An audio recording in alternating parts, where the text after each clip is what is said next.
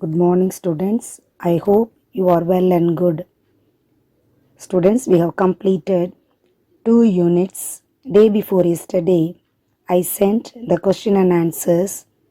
Have you started studying the question and answers and the paragraph questions? Today, we are going to see the next unit, the prose lesson in celebration of being alive by Dr. Christian Barnard. So let us pray first. Heavenly Father, we praise you and thank you for you have given our students a good life. Help our students to improve their knowledge. Please shower your blessings on them to have a bright future. We ask this in the name of our Lord Jesus Christ. Amen. Now we can see about the author. Christian Barnard was born in rural South Africa in 1922 to poor parents as their fourth child. He was determined to pursue medicine after the loss of his brother to a cardiac ailment. He pursued his higher studies, specializing in cardiac surgery. After experimenting with heart transplantation on animals, he performed the world's first human-to-human heart transplant in the year 1967.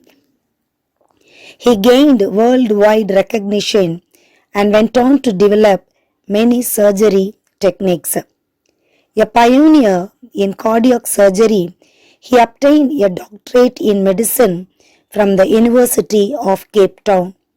He has also received 36 international awards.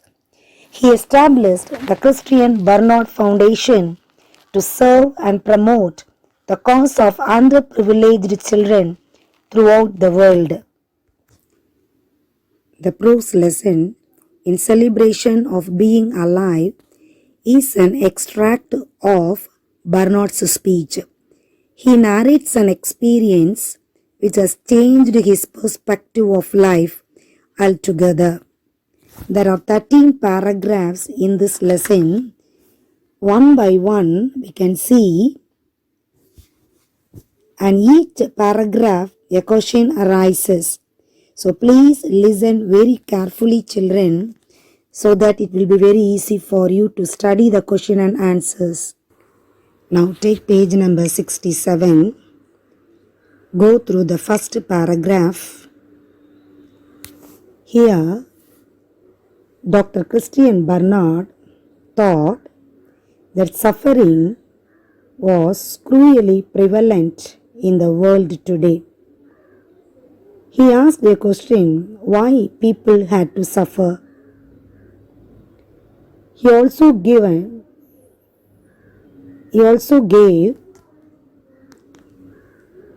the statistical details of the suffering people. Of the 125 million children born this year, 12 million are unable to reach the age of 1. Another 6 million will die before the age of 5. These thoughts troubled Christian Barnard as he neared the end of his career as a heart surgeon. Come to the second paragraph. Why these dark feelings or dark thoughts came to his mind, why people had to suffer.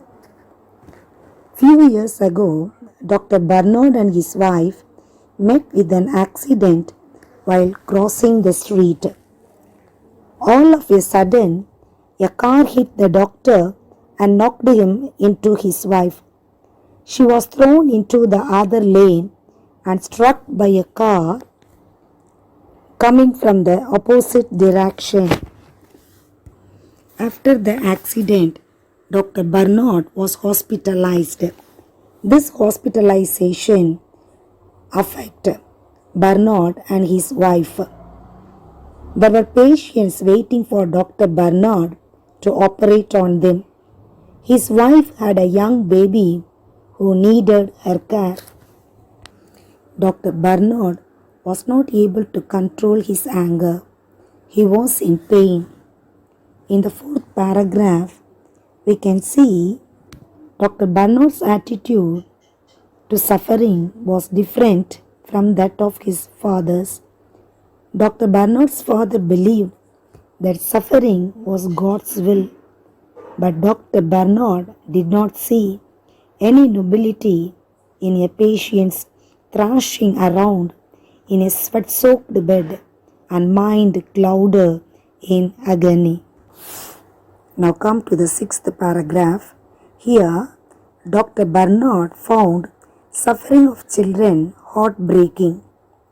The children and their parents have total trust in doctors and nurses. They believe that the doctors could help them. If it is not possible, they accept their fate. They don't complain. Now we can see the paragraph 7th, 8th and 9th together. Here, a casual incident in a hospital was explained, and that incident helped Dr. Barnard perceive a new dimension of life. Here we can see the two children who were physically challenged. Their condition was very pathetic, but they were getting on with the business of living. One morning, a nurse had left a breakfast trolley. It was unattended. It was not used by the nurse. Two bold little boys, a driver and a mechanic, took control of the trolley.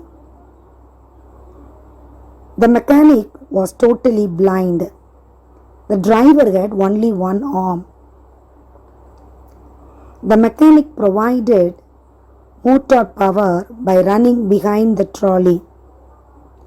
The driver, with one hand, steered the trolley. They both involved themselves in the Grand Prix car race. Grand Prix means an international car race. The patients in the hospital laughed and encouraged the two boys by shouting. Thus started the Indianapolis 500 car race.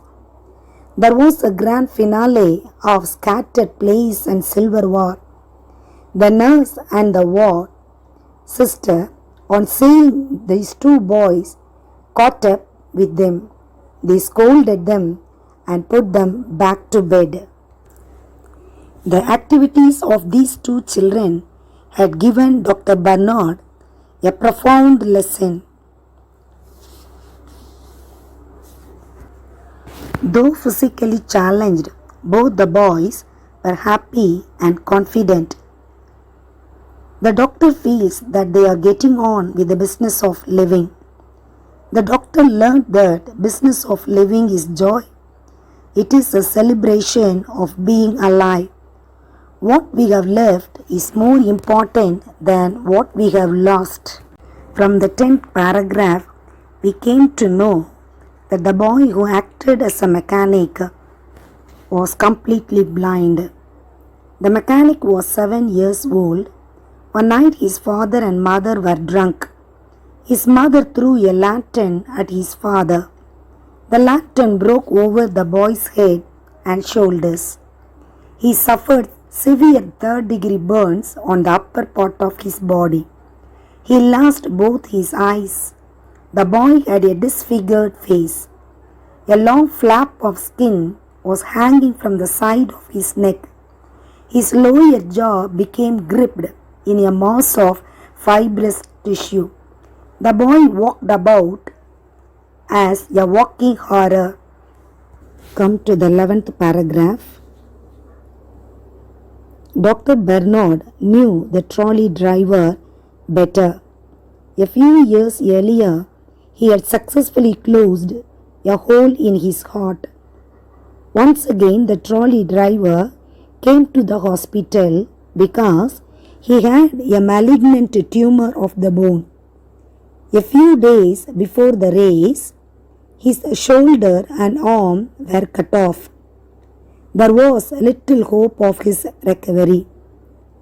After the Grand Prix, the boy proudly informed the doctor that the trolley's wheels were not properly oiled, but he was a good driver and he had full confidence in the mechanic.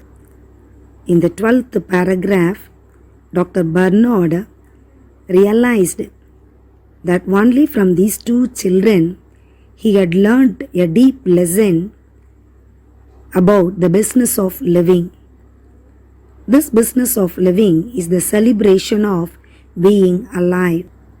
Now come to the last paragraph in this lesson. Here, Dr. Bernard had been looking at suffering from the wrong end. He realized it very clearly. These children showed him that it's not what you have lost that's important. What is important is what you have left. Thank you, children. I hope you have understood the lesson. Day after tomorrow, I will give the question and answers. You please start studying.